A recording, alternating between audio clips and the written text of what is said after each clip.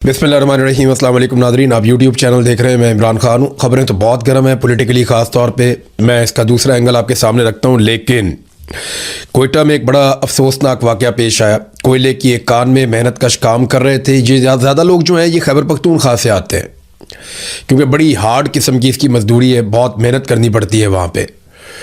और पहले भी ये वाक़यात होते रहे हैं।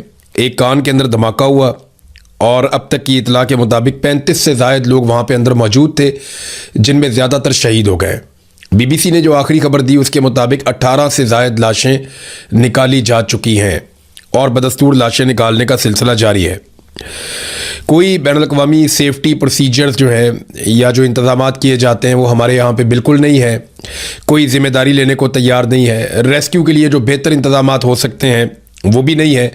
हालांकि करोड़ों अरबों रुपया यहाँ से कमाया जाता है, प्राइवेट लोग भी कमाते हैं, सरकार भी कमाती है, लेकिन मज़दूरों को, मेहनत कशों को हमेशा मरने के लिए छोड़ दिया जाता। इन्हें ऐसा सामान या रेस्क्यू की चीज़ें भी नहीं दी जाती कि उनकी जानें बाद में बच सकें। तो पैसे वाला पैसा निकालता है और कोई परवाह नहीं है कि गरीब मरता है तो मरे। अफसोसनाक वाक़या है। इसके ऊपर जो मज़ीद तफसीलात आएंगी मैं आपके साथ शेयर करूँगा। नाज़रीन, मोहसिन नकवी ने एस्टेब्लिशमेंट के बिहाफ के ऊपर मायूसी जाहिर की है। सादी बात यह है, मोहसिन नकवी नुमाइंदा है आसिम मुनीर का, और आसिम मुनीर के दिल के करीब अगर कोई एक आदमी है पूरे पाकिस्तान में जिस पे आसिम मुनीर का सबसे ज़्यादा भरोसा है तो वो मोहसिन नकवी है। अब सबसे काबिल भरोसा आदमी है और वो गिले और शिकवे कर रहा है और इस तरह के जुमले बोल रहा है जो इस वक्त की हुकूमत को सूट नहीं करते। तो इसका मतलब क्या है? ये मतलब समझने से पहले ये 6-7 नुक्ते जो मोहसिन नकवी ने बोले हैं वो मैं आपके सामने रख देता हूं कि एक्चुअली इस बातचीत में और इसके बाद जो सहाफ़ियों के साथ बातचीत हुई उसमें बेसिकली मोहसिन नकवी ने कहा क्या, लुब्बे लुबाब क्या है। एक पॉइंट ये है कि सिस्टम यानी निज़ाम ये कोलैप्स हो गया है, यानी निज़ाम तबाह हो गया है, उसमें कुछ नहीं बचा और इसे रीसेट करना होगा, यानी दोबारा से पूरे निज़ाम को बनाना पड़ेगा, वरना ये मुल्क इसी हालत में रहेगा। ये ठीक नहीं हो सकता। आसिम मुनीर के करीबी साथी ने ये मान लिया या आसिम मुनीर ने ये मान लिया कि सिस्टम कोलैप्स हो गया है, अब इसमें कुछ बाकी नहीं रहा, ये निज़ाम अब नहीं चल सकता। नंबर 2, नौजवानों के हवाले से उन्होंने कहा जी लालच दे के, कोई लैपटॉप बांट के, कोई पैसा वैसा दे के आप नौजवानों को ना ख़रीद सकते हैं ना उन्हें खुश कर सकते हैं। तो आप नौजवानों को नौजवान कहें या काकरोच कहें, कुछ भी कहें, ये काकरोच अगर इकट्ठा हो गया तो ये हर चीज़ को उलट पलट कर देगा। ये जनाब मोहसिन नकवी ने कहा। नौजवानों का खौफ भी पता चल गया कि एस्टेब्लिशमेंट नौजवानों से खौफजदा है। नंबर 3, मईशत की तबाही की उन्होंने दास्तान सुनाई। उन्होंने कहा जी हम बजट जो है वो नेगेटिव में बनाते आ रहे हैं, हम सिर्फ कर्ज़ों पे गुजारा कर रहे हैं, हम सब जानते हैं मगर सूरत हाल को ठीक नहीं कर पा रहे और कर्जा पाकिस्तान के ऊपर बढ़ता चला जा रहा। तो माशी तबाही की भी कहानी अपने मुंह से खुद से मोहसिन नकवी ने तस्लीम कर ली। नंबर 4, उन्होंने कहा जी अब ये इसका हल क्या है, सारी की सारी सियासी जमातें, और फिर जोर देकर उन्होंने कहा दोबारा कि सारी की सारी सियासी जमातें ये एक कमरे में मिलकर बैठें और सूबों के मसाइल से लेकर जो एक एक मसला है उन तमाम इश्यूज को तय करें। जब तक सियासी लोग नहीं बैठेंगे कोई नतीजा नहीं निकलेगा, मसला हल नहीं होगा। यानी आसिम मुनीर का नुमाइंदा अब ये कह रहा है कि जनाब साढ़े ते ना रहना, एस्टेब्लिशमेंट कुछ नहीं कर सकती, जो करना है सियासतदानों ने करना है। बेड़ा गर्क भी सियासतदानों ने किया, ये डिलीवर भी नहीं कर पाए और यही सारा कुछ ठीक कर सकते हैं, हम ठीक नहीं कर सकते, हाथ खड़े कर दिए।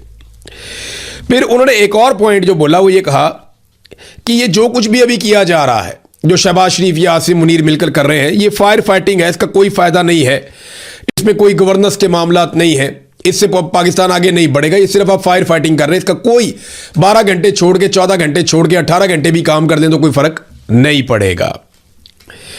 फिर एक और नुक्ता उन्होंने ये बयान किया कि ये वाला निज़ाम जो इस वक्त चल रहा है ये अगले 10 साल तक डिलीवर नहीं कर पाएगा।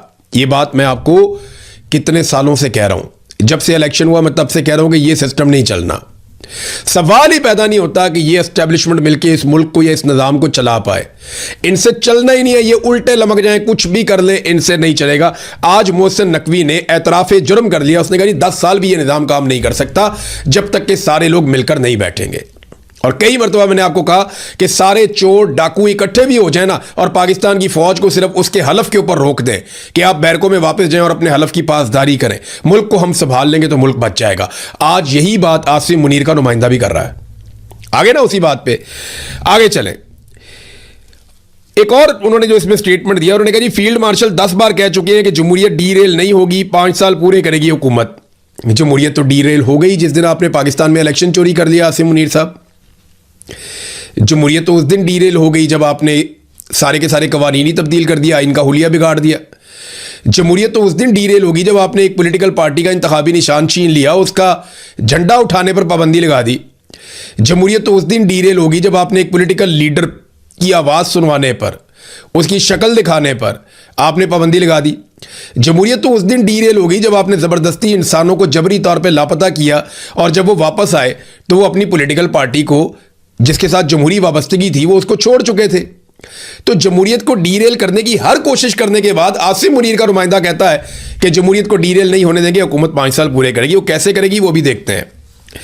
एक और बात उन्होंने आसिम मुनीर का नाम लिए बगैर कही। उन्होंने कहा कि जो बात कही पहले मैं आपको एग्जैक्टली वैसे ही पढ़ के सुनाता हूं। सिर्फ नून लीग और पीपल्स पार्टी नहीं, मेरी जाती राय में पीटीआई को भी इस निज़ाम को बेहतर बनाने में इकट्ठा होना चाहिए। इमरान खान का फैसला अदालतें करेंगी, ये हुकूमत अपनी मुद्दत हर मुमकिन पूरी करेगी। मैं सदारती निज़ाम की बात भी नहीं कर रहा, ये मोहसिन नकवी ने सहाफ़ियों से बातचीत में कहा। तो देखिए हुकूमत अपनी मुद्दत पूरी भी करेगी और ये निज़ाम 10 साल तक डिलीवर भी नहीं कर पाएगा और निज़ाम कोलैप्स भी हो गया है। सारे इकट्ठे होकर बैठो और पीटीआई को भी इकट्ठा करो और इमरान खान का फैसला अदालतें करेंगी। समझ आ रही है आपको? एक और स्टेटमेंट देखें। आसिम मुनीर का नाम लिए बगैर मोहसिन नकवी ने कहा कि एक बंदा सब कुछ लाकर प्लेट में रख रहा है, कोई रेड लाइन है जो वो शख्स क्रॉस नहीं करना चाहता। वो कहता है कि इसी सिस्टम में हो और ठीक हो, अब सबका फर्ज है कि मिलकर रीसेट करें। यानी सादी सादी बात है, ये मार्शल लॉ की धमकी है। मोहसिन नकवी ने कहा कि Asim Munir red line cross करके मार्शल लॉ नहीं लगाना चाहता। वो नहीं चाहता कि पाकिस्तान में सिस्टम डीरेल हो, लिहाजा यही सिस्टम काम करे और इसी के अंदर मामला ठीक हो जाए। ये आसिम मुनीर की ख्वाहिश है, ये मोहसिन नकवी ने कहा। बात सादी सादी तो ये है ना, और रेड लाइन क्रॉस नहीं कर रहे। तो वो जो रेड लाइन है वो तो क्रॉस हो चुकी है। जो मोहसिन नकवी कहता है कि एक बंदा रेड लाइन क्रॉस नहीं करना चाहता, वो रेड लाइन तो क्रॉस कर चुका है।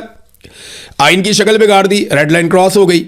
अदलिया और पार्लिमान को यरगमाल बनाकर एक्सटेंशन भी ले लिया और इस्तिस्ना भी ले लिया, रेड लाइन तो क्रॉस हो गई। पूरा का पूरा इलेक्शन चोरी कर दिया, रेड लाइन क्रॉस हो गई। इंसानी हकूक की धज्जियां उड़ा दी। यानी कोई एक पाकिस्तान के अंदर सरमायाकारी लाए हो ना, या स्टेबिलिटी लाए हो, कोई एक चीज कुछ भी आप लेकर नहीं आए। यानी सवाए डोनाल्ड ट्रंप का फेवरेट फील्ड मार्शल बनने के कोई और चीज या क्रेडिबिलिटी या सरमायाकारी वो पाकिस्तान में तो नहीं आई। पहले कहा जनाब के सैकड़ों अरब हम पाकिस्तान में लेकर आ रहे हैं, वो भी नहीं आए। फिर कहा जनाब ओवरसीज पाकिस्तानी 1000 अरब रुपया लेकर आ रहे हैं, वो भी नहीं आए। फिर कहा जी मादनियात हमारे लिए गेम चेंजर साबित होने जा रही हैं, वो भी नहीं हुआ। फिर कहा जी हमारे तेल और गैस के नए ज़खायर निकल आए, वो भी नहीं मिले। फिर कहा जी असलहे और जहाज़ों के सौदे हो रहे हैं, पूरी दुनिया से ऑर्डर आ रहे हैं, लाइनें बंद गई हैं, पता चला वो भी नहीं हुआ। फिर कहा जी क्रिप्टो से हम बहुत सारा पैसा बना के पाकिस्तान की किस्मत बदल देंगे, फिर वो भी नहीं हुआ। फिर अमरीकी सरमायाकार आ गए, उसके बाद जनाब अरबी सरमायाकार पहुंच गए। फिर उसके बाद कहा जी ये ब्रेन गेन हो रहा है, जो पाकिस्तान छोड़ छोड़ के भाग रहे थे, हम ये कह रहे थे ये ब्रेन ड्रेन हो रहा है, डॉक्टर जा रहे हैं, इंजीनियर्स जा रहे हैं, अकाउंटेंट्स जा रहे हैं, पढ़े लिखे लोग पाकिस्तान से जो माहिरीन है मुख्तलिफ शोबों के, वो पाकिस्तान को छोड़ छोड़ कर जा रहे हैं, ये आप क्या कर रहे हैं? तो हमें कहा गया ये ब्रेन ड्रेन नहीं है, ये ब्रेन गेन है, ये भी कहा गया। फिर जनाब कहा गया दिफाई मुआहदे हो रहे हैं, इससे मुल्क की किस्मत बदल जाएगी। और अब जनाब ये कह दिया गया कि आखिरी हल ये है कि नए सूबे बना दिए जाएं, कि जनाब 20 सूबे और बना दो, ये कहा गया। तो 20 सूबे बनाने से क्या होगा? 20 सूबे बना लें, अब 30 सूबे बना लें, क्या इससे फौजी मुदाखलत खत्म हो जाएगी सियासत के अंदर? 20 या 30 सूबे बनाकर अपने ज्यादा सियासी लोगों को आप ऑब्लाइज तो कर सकते हैं, ज्यादा सियासी लोगों को और ज्यादा सियासी कंट्रोल तो आप हासिल कर सकते हैं। छोटे छोटे यूनिट होंगे ना, तो वो छोटे छोटे बंदे कंट्रोल कर लिया करेंगे, एक कर्नल की, एक कैप्टन की, एक मेजर की मार हुआ करेंगे, आप जितना मर्जी कंट्रोल कर लेंगे 20-30 सूबे बना के। लेकिन क्या इससे फौजी मुदाखलत खत्म हो जाएगी? नहीं होगी। 20-30 सूबे बना करके आप अवामी नुमाइंदों को इख्तियारात दे देंगे। जब तक आप अवामी नुमाइंदों को इख्तियारात नहीं देंगे, ये फैसला भी अवामी नुमाइंदों ने करना है और मुंतखब नुमाइंदों ने करना है कि सूबे कितने होंगे और किस तरह होंगे। ये कोई सरकारी ऑफिसर बैठ के बंद कमरे में ये फैसला नहीं कर सकता कि पाकिस्तान में कितने सूबे होने चाहिए। अब आ जाए इस बात पे कि क्या ये वाकई हो रहा है कि सेम पेज फट गया, या आसिम मुनीर साहब ने जनाब इस्तिस्ना और एक्सटेंशन लेने के बाद आंखें अपने माथे पे रख ली। कुछ लोग कह रहे हैं कि एस्टेब्लिशमेंट जो है वो सारी जिम्मेदारी सियासतदानों पे डाल रही है। इससे पहले हमने मिशाल मलिक को सुना, उन्होंने कहा जो कुछ आज़ाद कश्मीर में हो रहा है इसके पीछे सियासतदान जिम्मेदार है, फौज का तो कसूर ही कोई नहीं है, मिलिट्री एस्टेब्लिशमेंट तो बेगुनाह है, उन्होंने तो कुछ भी नहीं किया, जो किया है वहां पे सियासतदानों ने किया। तो ये मलबा सारा सियासतदानों पे क्यों डाल रहे हैं? मजे की बात यह है कि नून लीग जो हर चीज में चौधरी बनती है, बहुत चीख चीख के बोलती है और हिसाब बराबर करने की उनको आदत है, यहां पे उनकी चूं भी नहीं निकली। मोहसिन नकवी ने उनकी धुलाई की है पकड़ के, उनकी चूं भी नहीं निकली, वो जरा भी नहीं बोले बल्कि डरे हुए और सहमे हुए। मोहसिन नकवी को तो ऐसे बुलाते हैं जैसे मुन्ने के अब्बा, यानी डरते डरते मोहसिन नकवी को मुखातिब करते हैं। ख्वाजा आसिफ, एहसन इकबाल, शहबाज शरीफ, नवाज शरीफ, इसाक डार, आसिफ जरदारी, ये सारे मिलकर सीना ठोकते रहे कि जनाब हमारा हाइब्रिड निज़ाम बहुत अच्छा चल रहा है, हम एस्टेब्लिशमेंट के हाथ मजबूत करेंगे। आज उस निज़ाम की धज्जियां उड़ा दी मोहसिन नकवी ने और एक चार्जशीट पूरी की पूरी लगा दी शहबाज शरीफ के ऊपर। शहबाज शरीफ वजीर आजम है, उसकी काबीना का एक रुकन है मोहसिन नकवी, उसने शहबाज शरीफ की गवर्नेंस के ऊपर पूरी की पूरी एक चार्जशीट लगा दी। यही ताजिर है जो आज बैठे हुए थे। ये 2 साल पहले आसिम मुनीर साहब ने इनसे 3 साल पहले बहुत बड़े बड़े वादे किए थे, 1 साल में मैं ये कर दूंगा वो कर दूंगा, 2025 हमारी तामीर और तरक्की का साल है, बेड़े ही गर्क कर दिया 2025 में भी और 26 में भी। कुछ भी ये संभाल नहीं पाए। वजह क्या है? मैं आपको पिछले 2 महीने से बता रहा हूं कि आसिम मुनीर साहब का बनाया हुआ पूरा का पूरा निजाम और प्लान ये फेल हो चुका है। ये सारा का सारा सिस्टम बैठ गया है। अब ये ढूंढ रहे हैं कि मलबा किसके ऊपर डालें। ये खुद मलबा उठा नहीं सकते, किसी और पे डाल नहीं सकते, बचने की उम्मीद बहुत कम है। डोनाल्ड ट्रंप भी इनको नहीं बचा सकता। कोई इतना पैसा तो लाके वो पाकिस्तान को नहीं दे देगा कि आप निकल जाएं। अरबों डॉलर हमने दुनिया के देने हैं। सिर्फ इस साल जो हमने कर्जा वापस करना है वो 21 अरब डॉलर है। 21 अरब डॉलर। एक अरब डॉलर के लिए हम तरसते हैं। एक अरब डॉलर के लिए हम कितने पापड़ बेलते हैं वो आप सब जानते हैं। इन्हीं ताजरों के सामने SIFC के बलबूते पे बड़े बड़े दावे आसिम मुनीर साहब ने किए थे, कोई भी पूरे नहीं हुए। और एक और मैं बड़ी अजीब चीज देख रहा था, जब भी मोहसिन नकवी साहब किसी नाकामी का तस्करा करते थे कि निजाम कोलैप्स हो गया, ताजिर तालियां बजाना शुरू हो जाते थे। ये तो हमारी अकल है, ये तो हमारी सूरत हाल है कि मोहसिन नकवी ने जितने कड़वे सच बोले जिससे हर पाकिस्तानी को दुख होना चाहिए, हर उस बात के ऊपर ताजिर तालियां बजाते थे कि पाकिस्तान कोलैप्स होने जा रहा है, तालियां जी। मईशत तबाह हो चुकी है, तालियां जी। बजट हम नेगेटिव में बनाते हैं, कर्जों पे गुजारा कर रहे हैं, तालियां जनाब। सारी सियासी जमातों को मिलकर बैठना पड़ेगा वरना मसला हल नहीं होगा, 10 साल ये मुल्क ऐसे ही रहेगा, तालियां जनाब। यानी हर ऐसी बात के ऊपर ताजरों ने तालियां बजाई, हर ऐसी बात के ऊपर ताजरों ने तालियां बजाई जिस पे मातम करना बनता था। बहरहाल वो उनकी अपनी सोच है, उनका अपना तरीक़ाकार है। तो नाज़रीन, क्या वाकई ये होना शुरू हो गया है कि सेम पेज फट गया है? देखिए, जब भी कभी एहतजाज का मौसम आता है ना, जितना कश्मीर के अंदर दबाव बना हुआ है, तो पहले पीपल्स पार्टी और PMLN ने एक अच्छी खासी नूरा कुश्ती की और उसके बाद अब एक और नूरा कुश्ती आप देख रहे हैं। PMLN किसी किस्म का जवाब देने के मूड में नहीं है। फजलुर रहमान साहब भी एक नूरा कुश्ती लेकर आए थे, फिर बिलावल और PMLN ने एक नूरा कुश्ती की है। देखिए, ये सारी नूरा कुश्ती है। जब तक कि ये निज़ाम आसिम मुनीर से टक्कर नहीं लेगा, जब कोई जमात आसिम मुनीर साहब के खिलाफ होगी और उनके जुल्म के खिलाफ बात करेगी, उनके सियासी किरदार के खिलाफ बात करेगी, तो फिर हम ये कहेंगे कि ठीक है, आप दुरुस्त बात कर रहे हैं। फजलुर रहमान साहब ने कभी भी आसिम मुनीर साहब के किरदार के ऊपर तनकीद नहीं की, कभी भी नहीं की। वो सिर्फ गोल मोल बात करते हैं, बाजुआ पे तनकीद करके निकल जाते हैं, फलाने पे करके निकल जाते हैं, तुमने ये किया था, तुमने वो कर दिया था, तो गोल गोल बात करते हैं। फजलुर रहमान भी साफ बात नहीं करते। तो ये सारी नूरा कुश्तियाँ हैं, ये चलती रहेंगी, क्योंकि जब एहतजाज का मौसम आता है तो लोगों को डिस्ट्रैक्ट करने की कोशिश की जाती है। मुझे लगता है कि ये वो भी हो सकता है। अभी आप कुछ कह नहीं सकते, लेकिन इस किस्म की डाइवर्जन एहतजाज के मौसम में लगाई जाती हैं। अब आ जाए नाजरीन आज़ाद कश्मीर की सूरत हाल पे। सरदार अमान ने एक स्टेटमेंट दिया, वो मैं सबसे पहले आपके सामने स्टेटमेंट रखना चाहता हूँ। सरदार अमान खान ने IG आज़ाद कश्मीर के इस दावे को मुस्तरद कर दिया कि ये जो मुजाहिरीन है ये मुसल्ला है। यानी ये दावा किया गया था IG की जानिब से कि छतों के ऊपर खड़े हुए जो लोग थे सादा कपड़ों में, ये मुसल्ला लोग जो हैं ये मुजाहिरीन थे। लेकिन उन्होंने कहा नहीं, ये मुजाहिरीन नहीं थे, इमारतों पर सिक्योरिटी फोर्सेस के शूटर्स खड़े थे, उनका ताल्लुक मुजाहिरीन से नहीं था। आप बैनुल-अक़वामी मीडिया को रावलाकोट आने दें ताकि दुनिया को सच मालूम हो सके। ये तो बड़ी अच्छी बात है। अगर आप वहाँ पे जुल्म नहीं कर रहे और आपको लगता है कि जत्थे हथियारबंद होके रियासत के ऊपर हमला आवर है, तो आप बैनुल-अक़वामी मीडिया को इजाज़त दें, वो वहाँ पे आए। और जॉइंट अवामी एक्शन कमेटी अगर इंडिया के लिए काम कर रही है या वो दहशतगर्द हैं या वो दहशतगर्दी कर रहे हैं, तो वो पूरी दुनिया के सामने बेनकाब हो जाएंगे। लेकिन सिक्योरिटी फोर्सेस ऐसा होने नहीं दे रही। ये मैं आपको एक वीडियो में देख रहा था, इसमें आप ये देखें, ये पुलिस वाले सीसीटीवी कैमरास तोड़ रहे हैं। यानी जो घर वाले अपने कैमरे लगाते हैं ना गलियों में, बाहर कुछ चोर आ जाए, या कई लोग सिक्योरिटी के पॉइंट ऑफ व्यू से देखते हैं कि बाहर से कौन गुजर रहा है कौन नहीं गुजर रहा, हमारा दरवाज़ा खटखटाया तो किसने खटखटाया। तो लोग जो है ना वो अपनी सिक्योरिटी के लिए, ज़ाती सिक्योरिटी के लिए, अपने इलाके की सिक्योरिटी के लिए सीसीटीवी कैमरास लगवा लेते हैं। ये सीसीटीवी कैमरास जो है ना ये पुलिस वाले बहुत पसंद करते हैं। वो ये कहते हैं कि इनके ज़रिए से हमें जराइम को पकड़ने में मदद मिलती है, शरपसंदों पे काबू पाने में मदद मिलती है। यहां पुलिस वाले डंडे लेकर खुद सीसीटीवी कैमरों को तोड़ रहे हैं। क्यों तोड़ रहे हैं भाई? आपको तो चाहिए कि सीसीटीवी कैमरा और लगवाएं ताकि शरपसंदों के बारे में पता चले, ताकि पता चले कि दहशतगर्द कौन है, ताकि पता चले कि गोली कौन चला रहा है। अब पुलिस वाले सीसीटीवी कैमरा तोड़ रहे हैं तो सीसीटीवी कैमरा तो वही तोड़ता है जो मुजरिम होता है। यानी मेरे घर में जब भी कभी गैर कानूनी रेड होती थी, 70-80 पुलिस वाले घुस जाते थे एजेंसियों के साथ, तो वो आगे सबसे पहले कैमरे तोड़ना शुरू करते थे। इसी तरह बाकियों के घरों में जाके भी सबसे पहले वो कैमरे तोड़ते हैं और डीवीआर उठा के गायब करते हैं। हमेशा यही काम करते हैं। तो यहां पे पुलिस वाले जो हैं वो लोगों के गलियों में लगे हुए कैमरे तोड़ रहे हैं डंडे मार मार के, ताकि कोई सबूत इकट्ठा ना हो पाए। देखिए, अगर तो शरपसंद जॉइंट अवामी एक्शन कमेटी वाले हैं या कश्मीर के सिविलियंस हैं, तो फिर तो पुलिस को कभी भी कैमरे नहीं तोड़ने चाहिए ताकि सबूत इकट्ठे होते रहे। लेकिन अगर शरपसंद पुलिस वाले हैं तो फिर वो कहेंगे जी तोड़ो कैमरे, ताकि जो हम यहां पे तमाशा लगाएंगे या यहां पे जो जुल्म हम करेंगे खवातीन के साथ, बच्चों के साथ, नौजवानों के साथ, या हम गोली चलाएं, बर्बरियत करें, वो किसी को दिखाई ना दे। ये फुटेज है और ये सबूत है कि सीसीटीवी कैमरास पुलिस तोड़ रही है। इसी तरह जो सीसीटीवी फुटेज 9 मई की है वो भी गायब कर दी गई, जिसके बारे में आज तक इमरान खान साहब कहते हैं कि वो सीसीटीवी फुटेज लेकर आओ। नाजरीन, कमांडर फारूक साहब वाला मामला जो है ना वो आज़ाद कश्मीर में बहुत ज़्यादा उसके ऊपर डिस्कशन हो रही है। लोग बहुत तकलीफ में हैं, बहुत तकलीफ में हैं। ये बहुत इज्जतदार बुजुर्ग थे, 85 साल इनकी उम्र है। इन्होंने भारत की बहुत बड़ी फोर्स को, जहां पे पाकिस्तानी फौज का बस नहीं चल रहा था, इन्होंने अपने चंद साथियों के साथ मिलकर बड़ी देर तक लड़ाई की थी। यानी कुछ 14 घंटे तक बताई जाती है कि लगातार लड़ाई चली थी।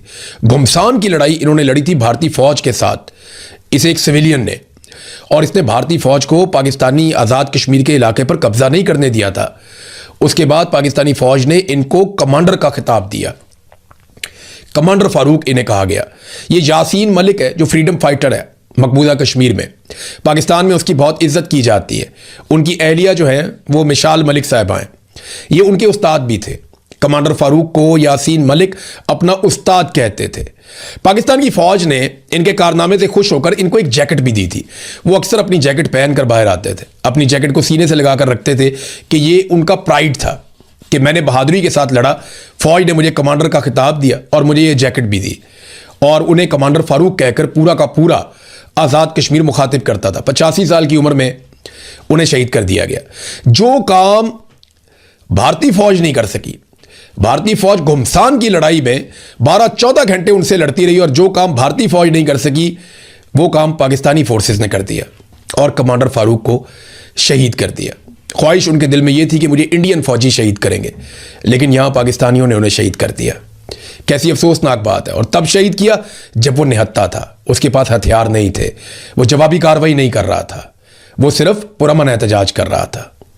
नादरीन, आज कुछ ऐसी वीडियोस आज़ाद कश्मीर से आई हैं, मैंने वो वीडियोस देखी, मुझे आप यकीन करें पहले ये लगा ही नहीं कि ये आज़ाद कश्मीर की वीडियो है। कोटली से, मीरपुर से, बाकी इलाकों से, रावलाकोट से, मुझे ऐसा लगा कि ये वीडियोस शायद मकबूजा कश्मीर से। यकीन करें मुझे पहली दफ़ा ऐसा लगा।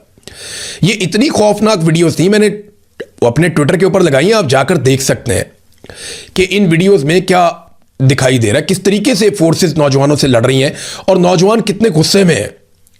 वो कैसे बेचारे वापस पत्थर मारते हैं उठा के जब उनकी तरफ गोली चलाई जाती है। ऐसा लग रहा था मकबूजा कश्मीर के वो मनाजिर जो हम आज से 10-20-30 साल पहले देखते थे वहां पे, वो मनाजिर आज रिपीट हो रहे हैं आज़ाद कश्मीर में। नाज़रीन, अलीम खान उनके साथ ख्वाजा आसिफ साहब ने बड़ी सुथरी कर दी है। अलीम खान जो है वो लीडर बनने की कोशिश करते रहते हैं। अभी उन्होंने लीडर बनने की कोशिश की और एक स्टेटमेंट जारी कर दिया। उन्होंने कहा कश्मीरी बहन भाइयों ने आज साबित करना है इस इलाके की महरूमियों के जो भी जिम्मेदार हैं वो इनके धोखे में दोबारा नहीं आएंगे। यानी वो कह रहे हैं झूठे वादे करते हैं, फ्रॉड करते हैं, ये सारी पार्टियां मिली हुई हैं, ये कभी पहले आते हैं फिर बाद में आते हैं, फिर ये करते हैं फिर वो करते हैं। उन्होंने पूरी चार्जशीट पढ़ के सुना दी नून लीग और पीपल्स पार्टी के खिलाफ। तो अलीम खान ने इनकलाबी बनने की कोशिश की, हालांकि उनके पता है कि वो एक काउंसलर का इलेक्शन भी नहीं लड़के जीत सकते। अपने सारे पैसे खर्च कर लें, एक काउंसलर का या एमपीए का इलेक्शन भी वो किसी पॉलिटिकल पार्टी के बगैर अपनी पार्टी के साथ तो वो जीत ही नहीं सकते। उनको अलायंस करना पड़ेगा। वो बेचारे की बहुत पतली हालत है इनकी पार्टी की। फौज ने ये पार्टी बनाई है और फौज ही इसको चला रही है अभी तक। जब फौज सियासत से बाहर हो जाएगी ये पॉलिटिकल पार्टी आपको नजर भी नहीं आएगी। तो इस पे ख्वाजा आसिफ ने बड़ा शानदार बड़ा मजेदार काम किया। हैं तो दोनों ही बेचारे फार्म 47 वाले, लेकिन ख्वाजा आसिफ ने अलीम खान को कहा कि अलीम खान के पास सेल्फ रिस्पेक्ट नामी कोई चीज़ है, यानी कोई इज्जत नफ्स नामी चीज़ है, तो इस बयान के साथ वो अपना इस्तीफा दे दे और अपोजिशन के बेंचों पे जाके बैठ जाए और हौसला करे, सिर्फ बयान ना दे बल्कि रावी किनारे जिन लोगों को चूना लगाया है वो पिछले साल से रो रहे हैं। अब रावी किनारे इन्होंने चूना लगा दी ना, लोगों को ज़मीनें बेच दी और रावी के अंदर बेच दी, वो सारा डूब गया इलाका। वो लोग अभी तक रो रहे हैं। ख्वाजा आसिफ ने कहा, वैसे यहां से ये पता चलता है ख्वाजा आसिफ की हुकूमत ने भी कुछ नहीं किया। अलीम खान तो वजीर है ही ना। अगर लोग रो रहे हैं तो उन्हें इंसाफ किसने देना है? हुकूमत वक्त ने देना है। तो अलीम खान आपको पता है एस्टेब्लिशमेंट के साथ है, तो ख्वाजा आसिफ की हुकूमत कर कुछ नहीं पाई, लेकिन ख्वाजा आसिफ स्टेटमेंट दे रहा है। वो ये कह रहा है कि बढ़ के मारने से कोई इस्तीफा दे, इससे बेहतर है कश्मीरी भाइयों के साथ साथ रावी किनारे रहने वाले मुतासरीन के साथ भी यकजहती करें। और सियासत कभी कभी कोई शर्म या हया भी मांग लिया करती है, यानी अलीम खान में शर्म या हया नहीं है। ख्वाजा आसिफ ने स्टेटमेंट दिया। अब देखते हैं कि अलीम खान ख्वाजा आसिफ को कैसे जवाब देता है। हम इंतजार करेंगे, फिर आपके साथ शेयर करेंगे। अब तक के लिए इतने, अपना ख्याल रखिएगा अपने इस चैनल का, और याद रखिएगा ये नूरा कुश्ती है। आप पॉपकॉर्न खाएं, एंजॉय करें, इनको लड़ने दें आपस में। ये सारे आसिम मुनीर के लोग हैं और उनकी वजह से ये सारे बेचारे इक़्तिदार में हैं। जब ये खुद आएंगे ना अवाम के बलबूते पे, अवाम के कंधों पे बैठ के आएंगे, तो हम भी इनकी इज्जत करेंगे, फिर आप भी इनकी इज्जत करेंगे।